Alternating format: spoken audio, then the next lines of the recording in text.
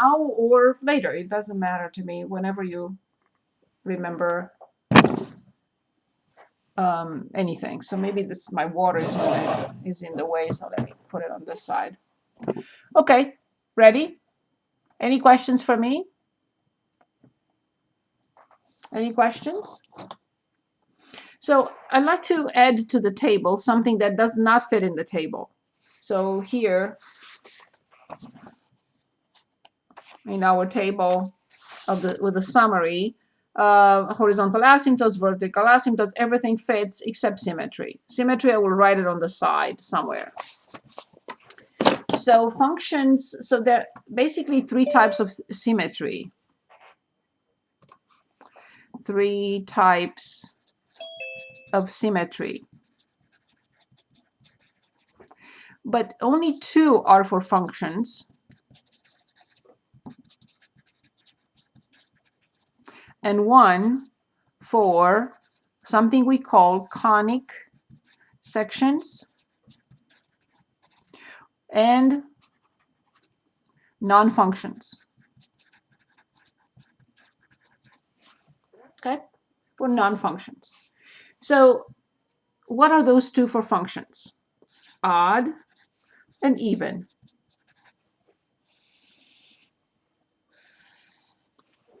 And the other one for non-functions, here's an example, something like this. See, this is not a function. By the vertical line test, is not a function. So this is a parabola, but not a function. This is called a conic section. In this case, parabola, but not a function. So notice that this graph, if I fold, say what happens? If I fold the graph with respect to the x-axis, these two branches overlap. So this is symmetric with respect to the x-axis, but that's not for a function. So this is symmetry with respect to the x-axis. Symmetric. Lazy people write with respect to, WRT, the x-axis. And this is this one, the one for non-functions. Okay? So a function can never be symmetric with respect to the x-axis, because by the vertical line test, it's not a function.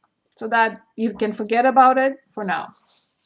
We're not going to deal with it in this class, but I want you to know it exists. Odd and even. Odd and even have nothing to do with figures 1 or 2 or 3 or 5 or 7. No. A function is called odd if its graph is symmetric with respect to the origin. Symmetric with respect to the origin.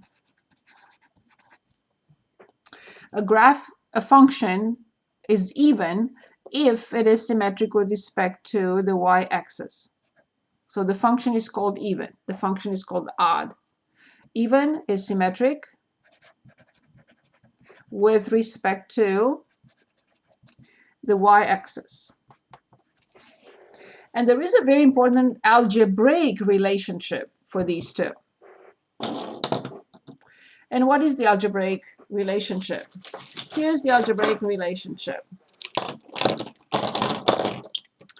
Notice that for this point, which is exactly opposite of this point, connecting them with a line through the origin, this piece equals this piece in length.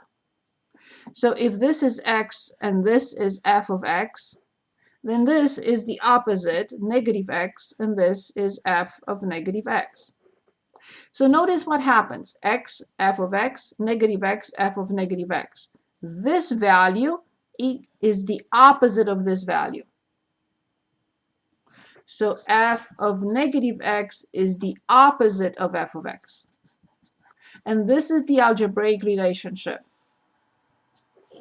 So, for example, if I'm given f of x equals x to the third plus 2x, and if I determine f of negative x to the third is still negative with negative 2x. Notice that this is exactly the opposite of the original function. That's why the function is odd.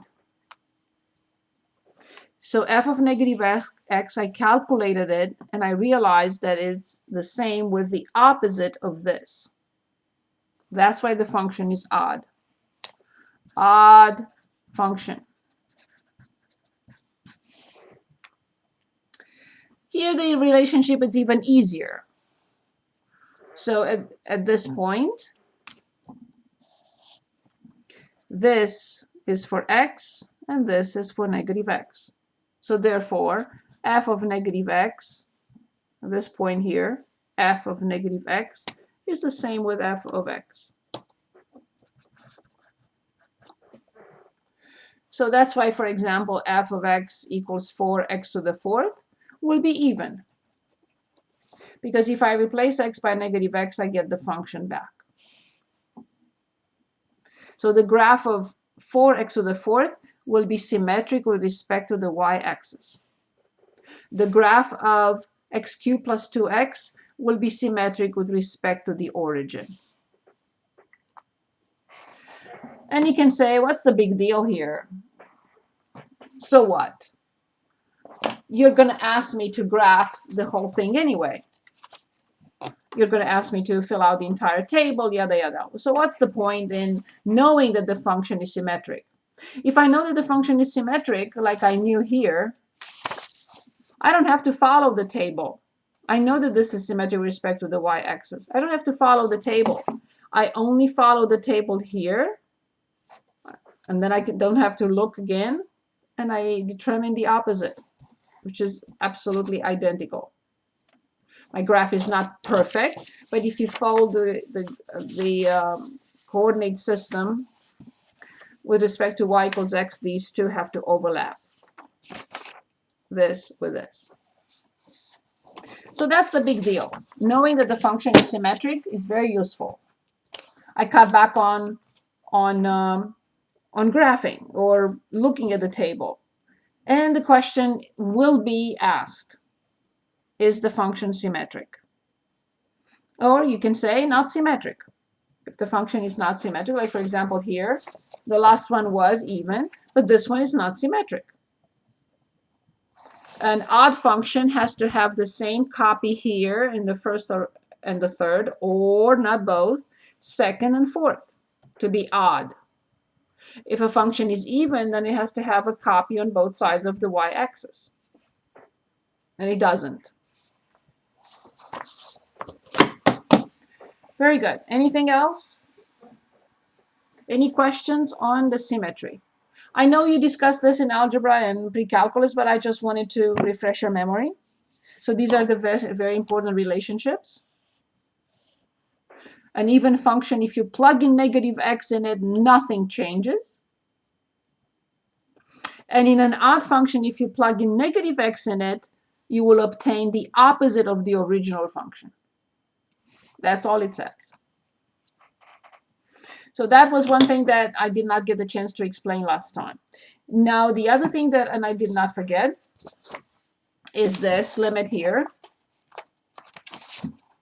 So after we finish this, then I can recycle the lesson from last time. But we have to start 4.4 first. Have you remembered or found any questions for me, or can we move on, or what do you want me to continue? Or what do you want me to do? Do you have any questions for me? Anything? Anyone?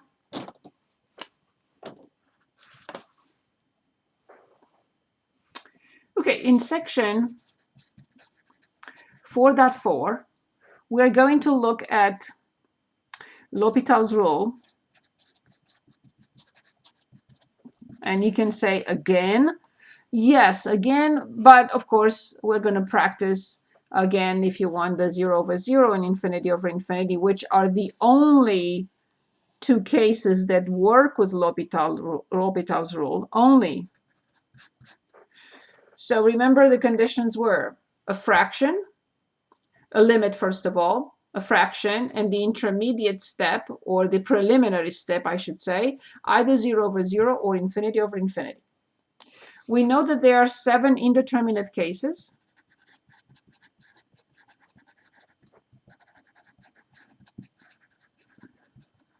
And we already looked at the ratios. So there are 2 ratios, 1 difference,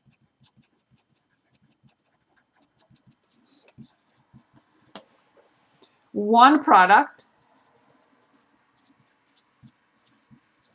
and this is exactly this one that we had last time.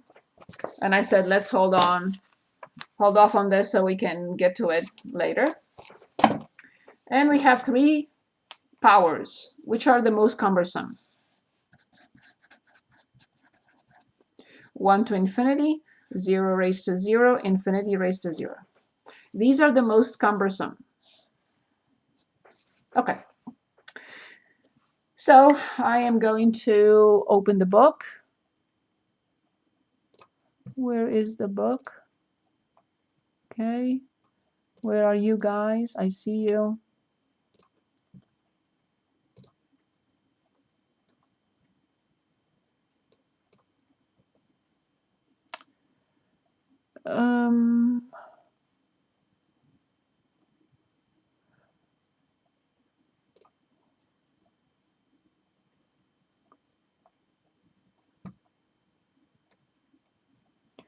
Is it going to give me a page number to put in? Okay, it gives me a page number to put in. That's fine. I got the book right here. So this is on page 316. 316. Enter. Oh, it didn't take it. Thank you very much. I meant 316. Okay.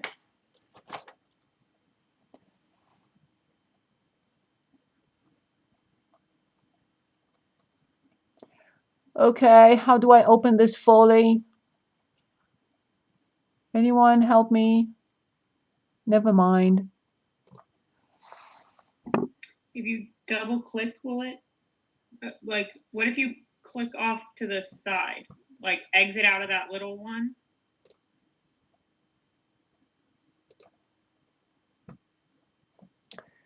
And then, Or I can start from scratch. yeah.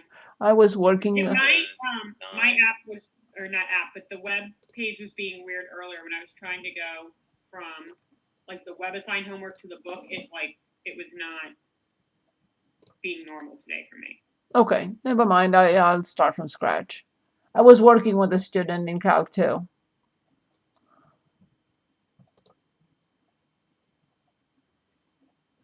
The book is the same. It doesn't matter. I just want to get back to chapter 4.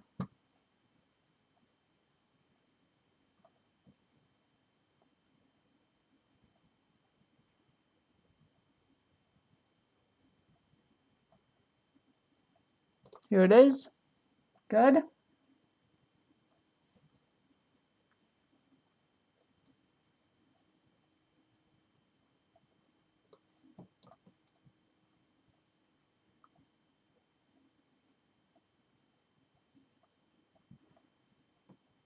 Okay, we're working on 4.4.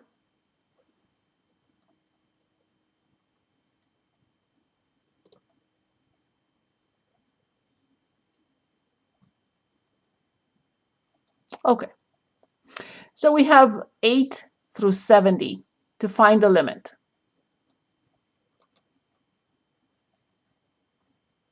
8 through 70.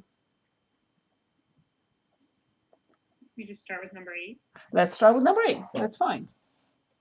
So in number 8, we have a limit as x approaches 3 from x minus 3 over x squared minus 9. Good. So what is the first step when we solve or determine a limit? What is the first step we need to perform? Plug it in. Yes. So let's plug it in, top and denominator. Yeah, 0 for 0. Good. So this is typical. There is a limit. There is a ratio. There is 0 over 0, so I'm ready for L'Hopital's rule. The derivative of the top is 1, good, and the denominator is 2x. good. So now the limit is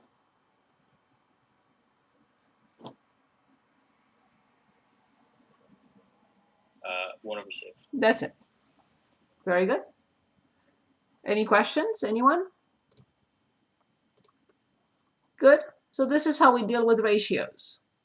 So let's look at another ratio and then decide.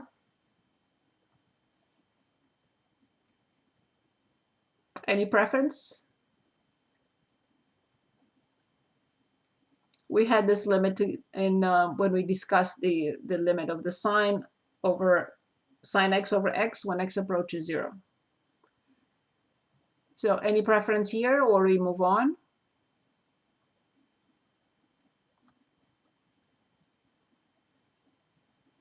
What about 15? 15 it is. Very good. Awesome. Let's look at 15. And in 15 we have limit e to 2t minus 1 over sine t divided by sine t when t approaches 0. Awesome. Did I manage to copy from 2 problems? I hope not. Always keep an eye on me, on what I copy. Good. What is the first step when we evaluate a limit or determine a limit? Plug it in. Plug it in. So let's see what we get. Because if the answer is 1 over 3, then I'm done. I don't have to do anything. You get 0 over 0. I get 0 over 0. So I have a limit, I have a function, I have 0 over 0. L'Hopital's rule. We are ready to differentiate the top. What do we get when we differentiate the top?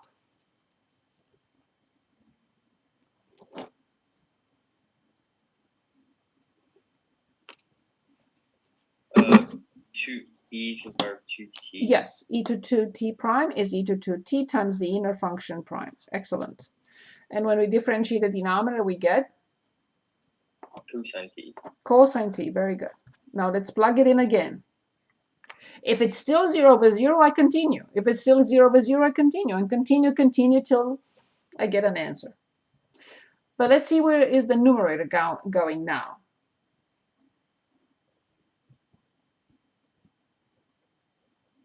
It's going to 2. Yes, because e to 0 is 1, e to 0 is 1, so 1 times 2 will be 2. What about the denominator? 1. Exactly, this is it. Great job. Any questions? Good, moving on. We will hit the other ones, I promise you.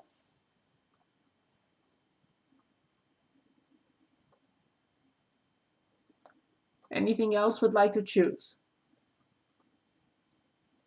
Anything? What about one where x is going to infinity? Sure. What about, Maybe 20 or 22. well, let's look at 22. Excellent. Which one? You had a different one in mind? Oh, 20 or 22. It's up to you. You choose. Which one? I guess 22. Okay, Just got a perfect. pencil. 22 it is. So we have limit as x approaches infinity, natural log of the square root of x over x. Awesome. Oh, I copied something else, right? You said 22. Natural log, that's part, okay, x squared. Awesome. Good.